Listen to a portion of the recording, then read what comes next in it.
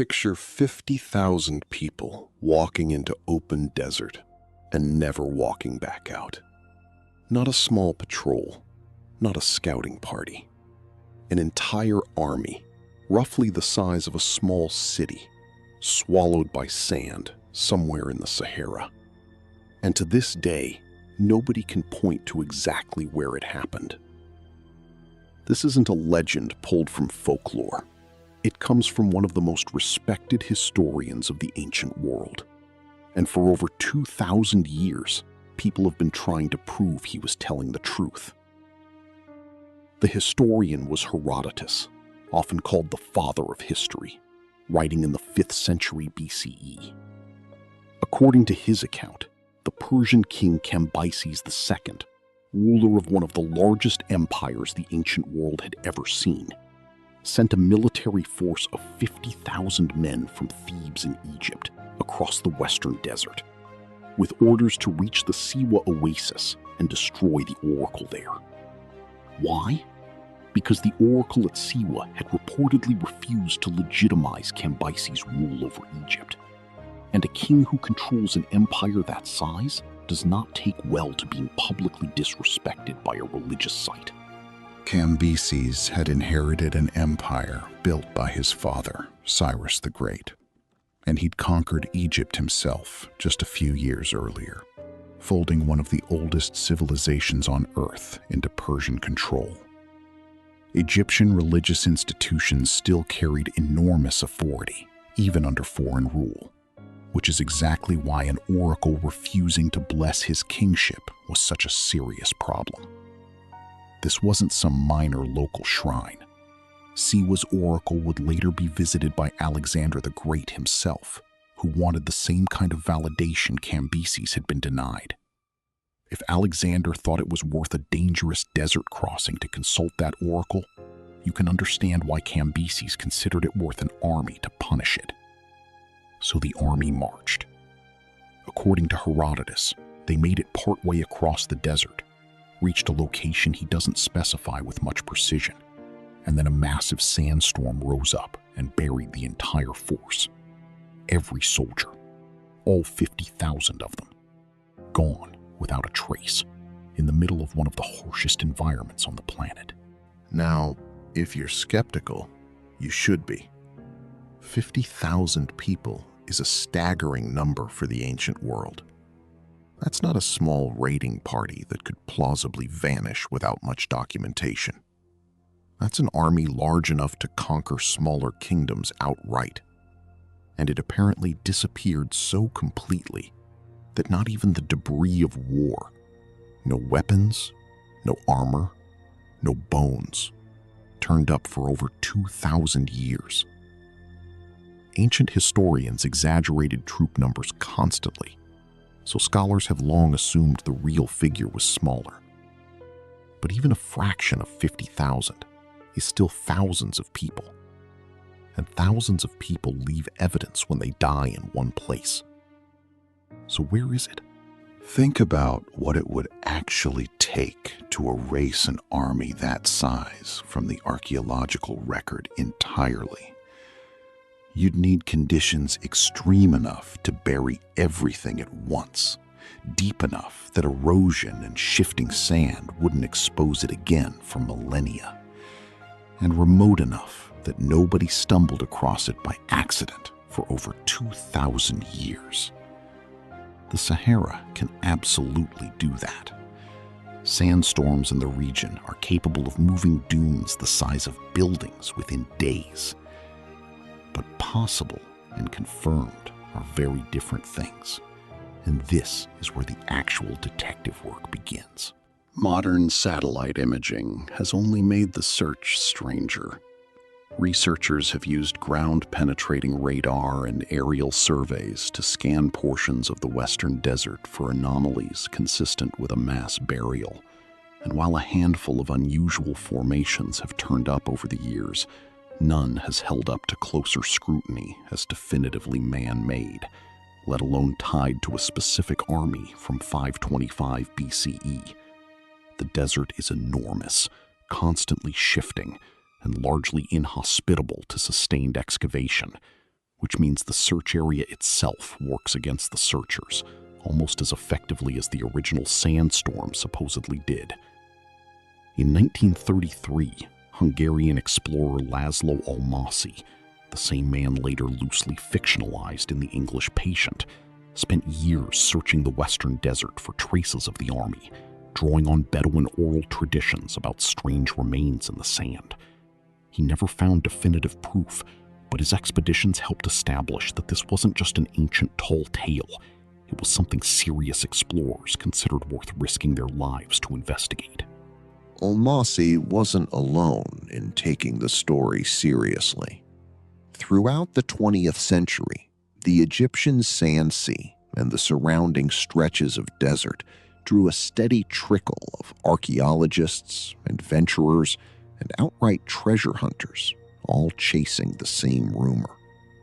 Most came back with nothing but sunburn and second-hand Bedouin stories about bones half buried near shifting dune fields. A few came back with fragments, pottery shards, corroded metal that could have belonged to almost any period of desert history. The problem was never a total absence of clues. It was that the desert offered just enough to keep the search alive, without ever offering enough to end it. The most dramatic claim came much later, in 2000, when Italian explorers Angelo and Alfredo Castiglioni announced they'd found archaeological remains in the Egyptian desert that they believed matched Herodotus's account. Bronze weapons, scattered human bones, and fragments they dated to the Persian period. The discovery made international headlines. Ancient Persian army finally found. Mystery solved. Except it wasn't solved. Egyptian antiquities authorities pushed back almost immediately, questioning both the dating of the artifacts and the legitimacy of the expedition's permits. Zahi Hawass, at the time Egypt's top archaeological official, publicly stated the claims were exaggerated and not properly verified through peer-reviewed excavation. The Castiglioni brothers stood by their findings, but the scientific community never reached consensus, and the site has never been definitively confirmed as the resting place of Cambyses' army. So the discovery that made headlines around the world remains, at best, unproven. Here's where the story gets genuinely interesting, though, because the most compelling recent theory doesn't try to find the buried army at all. It questions whether the army was ever lost to a sandstorm in the first place. Dutch Egyptologist Olaf Kaper, who has spent years studying Persian-era Egypt, proposed an entirely different explanation. He argues that the army wasn't swallowed by weather at all. It was destroyed in battle by a rebel Egyptian pharaoh named Ptubistis III, who was fighting to push Persian occupiers out of Egypt at the time. In this version, the story of the sandstorm wasn't a natural disaster. It was a cover story, invented by Cambyses' own regime to explain away a humiliating military defeat without admitting that Egyptian forces had beaten an army of the mighty Persian Empire. Sit with that for a second, because it completely reframes the mystery. If Kaper is right, we've spent 2,000 years searching the desert for bones that were never buried by sand in the first place, because we were investigating the wrong crime entirely. Not a natural disaster, a cover-up. And cover-ups, unlike sandstorms, are things ancient rulers had every reason to construct carefully, because admitting military defeat to a smaller rebel force would have undermined Cambyses' authority across an empire that stretched from Egypt to India. It also helps explain a detail that never quite sat right in the traditional version of the story. Sandstorms are common in the Sahara, and ancient armies crossing that terrain would have known the risks and planned accordingly. the way any competent military commander plans for a known hazard. Losing an entire force of 50,000 to weather that experienced desert guides would have anticipated seems less like bad luck and more like an explanation reached for after the fact, when the real explanation was too damaging to record. Patubastus III's uprising, by contrast, is attested in fragmentary Egyptian inscriptions from the period, meaning historians already have independent evidence that an Egyptian resistance movement was active and capable of organized combat during exactly this window of time.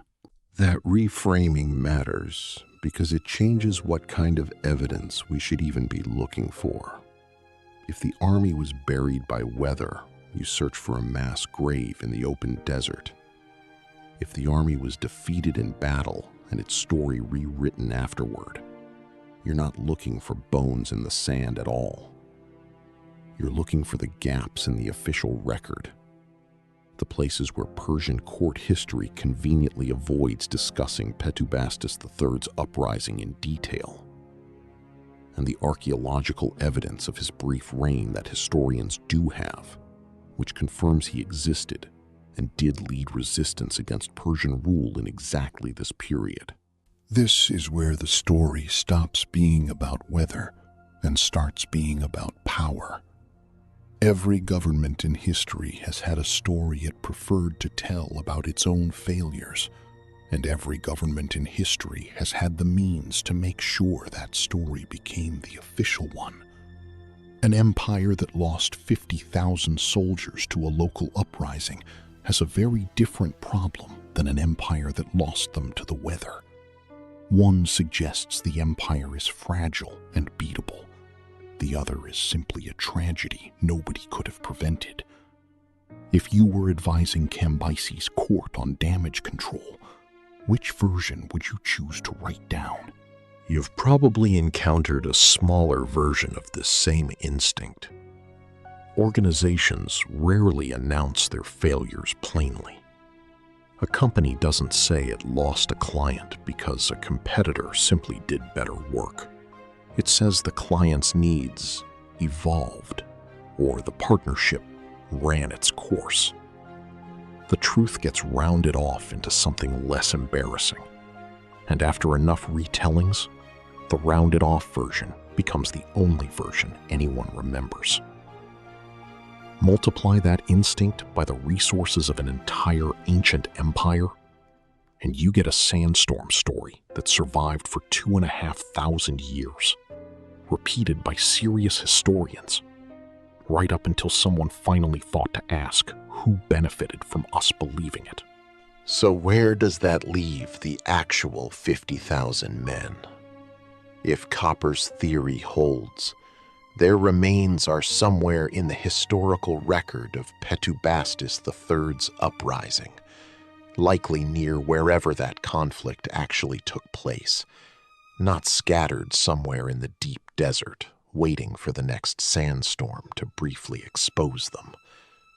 The Castiglioni brothers may have found something real in that desert, just not what they thought they'd found. Or they may have found nothing at all connected to this specific event.